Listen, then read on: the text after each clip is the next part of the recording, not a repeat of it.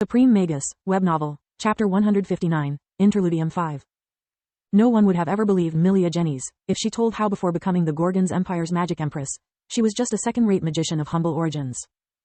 What set Milia apart from her fellow students was that despite she hadn't been deemed worthy of being accepted into one of the big academies, she had never stopped believing in the infinite potential magic held. Ever since she was a child, she had read the stories of the Magi of the Empire until she knew them by heart. Many of them have an unclear past, were considered trash for most of their lives, until they have found their path to greatness.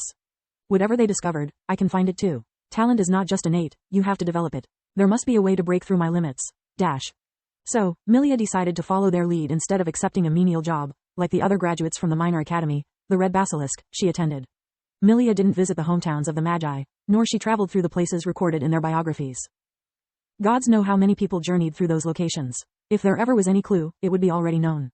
Worst case scenario, the first one to found their legacies took them for himself. She thought. So, Milia decided to bet everything on rumors and legends, hoping to find the proverbial kernel of truth.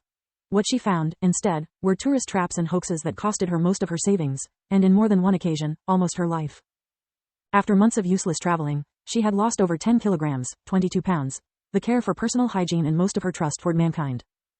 She wasn't a beauty, but a fresh and naive 16-year-old girl had a strong allure to certain men, and since she traveled alone, Milia was often considered an easy prey. At least until she revealed to be a mage, and left her assailants crunchy and well roasted. One day, she heard of a cursed mountain, from which no one ever returned. Some rumors talked about an evil spirit dwelling into a cave, others stated that on the mountain slopes there was a gateway to the netherworld. When she expressed her interest to visit such place, no one offered to accompany her and the locals tried to discourage Milia. In her experience, that was a plus. It meant there was really something. Reaching the destination with a flight spell proved to be child's play. There was no trace of monsters, the birds chirped loudly while fawns and squirrels would fearlessly come close, letting her cuddle them until they lost interest in the new visitor. The surrounding vegetation was so lush, that Milia thought it had to be the most elaborate prank she had ever suffered. More than cursed, the place seemed out of a fairy tale.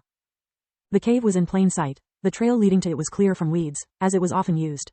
Once she got closer, a shiver went down her spine. The cave was perfectly arched, while the walls and the pavement were too smooth to be natural.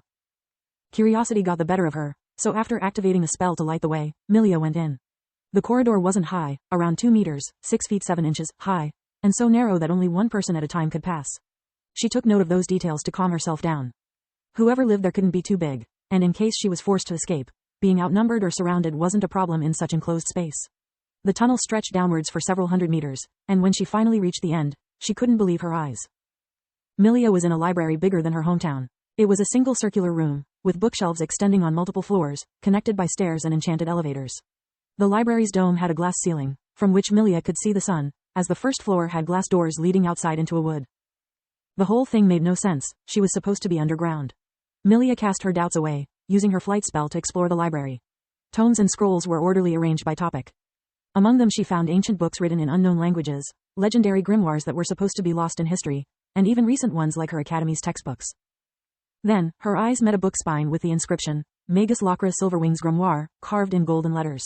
She took it out, opening a random page and discovering that it wasn't written in code. She spent the next hours sitting on one of the many couches, trying to learn from her most beloved Magus, the foremother of modern magic. Yet the only thing she understood was that despite all her studies and the centuries of magical progresses after Silverwing's death, the Magus wisdom was still beyond Milia's reach. Milia was really tempted to take the few books as souvenirs. Even if I prove to be incapable to step up my magical abilities, I can always sell them and settle for life. Just one of these books is probably worth more than the entire Red Basilisk Academy. In the end, though, she decided to put the grimoire back and leave empty-handed. Even if I managed to sell them, instead of getting killed, those poor books would just become the trophy of some pompous idiot. Here, instead, they can help someone like me, but with more talent, to achieve her dreams. Well thought, human. Before she could turn around to discover the owner of that voice, the space around Milia blurred, blinking her in front of the master of the house. The new room was as big as the previous one, but instead of bookshelves it was filled to the brim with gold, platinum and gemstones, the smallest of which was as big as her fist. Ingots, coins and jewels were piled up randomly, forming small hills, surrounding a literal mountain of treasures, atop which there was the biggest creature she had ever seen. Ligane's form was so huge it was impossible for Milia to see its entire body. The dragon's black scales were bigger and thicker than a tower shield. Milia's whole body was barely the size of one of its claws. She couldn't avert her gaze from the creature's yellow eyes, the pupils a vertical slit, resembling those of a cat. Its heartbeat was deafening, while the simple act of breathing produced gales strong enough to force her to seek shelter behind a gold pile. I'm sorry, it said after noticing her distress. I almost forgot how fragile humans are. The noise stopped, and so did the wind. You have come into my home and acted as a guest, and that deserves a reward. You didn't arrive here in a righteous frenzy to slay the beast, nor acted as a marauder, giving knowledge the respect it deserves. Now that the fear was leaving her body, Milia could notice the bony protuberances on its head, resembling a crown, and the gentle curve of the enormous membranous wings resting on its back. Choose one thing, in my home. Be it riches, knowledge or a weapon, it's yours to take. I want knowledge, she blurted out before the dragon changed its mind.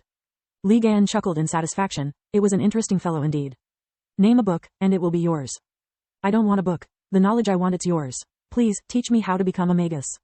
Li Gan was flabbergasted. That was something it hadn't predicted. So be it, it nodded. In the following months, Li Gan taught Milia the secret of the awakened ones. Very few magi in history weren't awakened ones. The principle behind it is simple, but achieving it is incredibly rare. No matter how strong a monocore is, it cannot generate a flow strong enough to be detected. The only way to awaken is being able to perceive the world energy that surrounds us, and let it flow inside you. Milia was sitting cross-legged, with her eyes closed, while Li Gan was curled up around her, gathering a huge amount of world energy through invigoration, his version of invigoration. I'll use terms you already know for simplicity's sake, to make it easier for her to perceive it. There are only two ways of becoming an awakened one, he kept explaining, his tone giving Milia a rhythm to follow during her breathing. The first is to feel the world energy by yourself. The event is very unlikely, unless you reach a state of enlightenment. Find a place much more abundant than normal of world energy, or you are a newborn. Newborns are empty things. The mother gives them life, the world gives them mana. If only they could be taught, creating an awakened one would be easy. The second way is to be awakened by a guardian like me. That's how my old friends Tiras and Solark create their new toys, giving them power but not knowledge. I'm different from them. I don't care about any country anymore. They betrayed me, so I abandoned them in return. Milia really wanted to know what was Li Gan talking about, but she was afraid to lose her focus. The Gorgon Empire can go die in a fire for what I care. I will not set it ablaze, but I will not extinguish it either. But I digress. An awakened only enemies are other awakened ones, be they humans, evolved from magical beasts, or even worse abominations. Just like us, abominations came in all kinds and forms, just like guardians are born, so they grow into eldritches. The most dangerous abominations are those that manage to possess a suitable body, be it bestial or human. Here is what you have to be wary of.